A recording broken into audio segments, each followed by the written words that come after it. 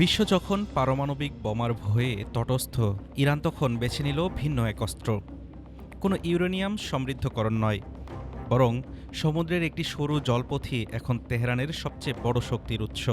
পারমাণবিক ওয়ারহেডের চেয়েও যা এখন বিশ্ব অর্থনীতির জন্য এক বড় হুমকি। গত ৮ এপ্রিল পাকিস্তানের মধ্যস্থতায় ২ সপ্তাহের একটি ভঙ্গুর যুদ্ধবিরতি ঘোষণা করা হয়।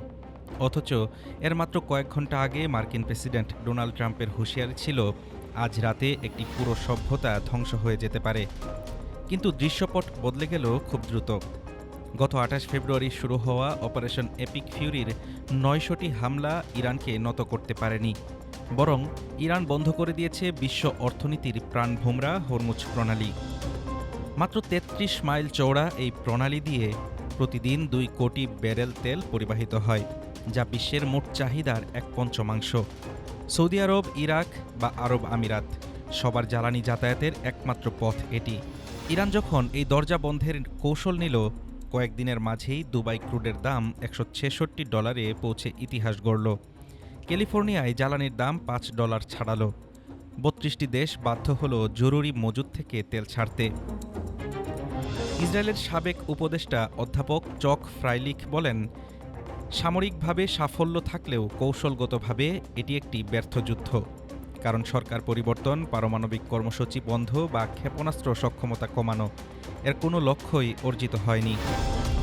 ইরানের নজর শুধু হরমুজে নয়, দক্ষিণে বাব আল মান্দেব প্রণালীতেও। বৈশ্বিক বাণিজ্যের ১০% নিয়ন্ত্রিত হয় এখন এখান থেকেই। এর নিয়ন্ত্রণ মানেই ইউরোপকে এশিয়া থেকে বিচ্ছিন্ন করে ফেলা। ইরানের মিত্র হুথিরা এর আগে লোহিত সাগরের ট্রাফিক ৭০% কমিয়ে দিয়েছিল। এখন তেহরান বলছে প্রয়োজনে এই দরজাও বন্ধ হবে। অ্যাসোসিয়েটেড প্রেস বলছে, যুদ্ধবিরতির শর্তগুলোই বলে দিচ্ছে কার পাল্লা ভারী। ইরান ও ওমান এখন এই পথ দিয়ে চলাচলকারী জাহাজ থেকে টোল আদায় করবে। সেই অর্থ দিয়ে ইরান পুনর্গঠন করবে তার সামরিক শক্তি। বিপরীতে ট্রাম্পের আলোচনার টেবিলে এখন ইরানের ১০ দফা পরিকল্পনা, যার মধ্যে রয়েছে নিষেধাজ্ঞা প্রত্যাহার ও মার্কিন সেনা সরিয়ে নেওয়ার মতো দাবি। বিশেষজ্ঞদের মতে ইরানের শক্তি এখন পারমাণবিক নয়, বরং ভূগোল ভিত্তিক। ভৌগোলিক এই সত্যকে বোমা মেরে ধ্বংস করা অসম্ভব। হরমুজ আর বাব আল মান্দেব, এই ২ দরজার চাবি এখন তেহরানের হাতে। আর সেই চাবির মোচড়েই নির্ধারিত হচ্ছে বিশ্ব অর্থনীতির ভবিষ্যৎ। হাফিজুর রহমান তুষার, ঢাকা টুডে।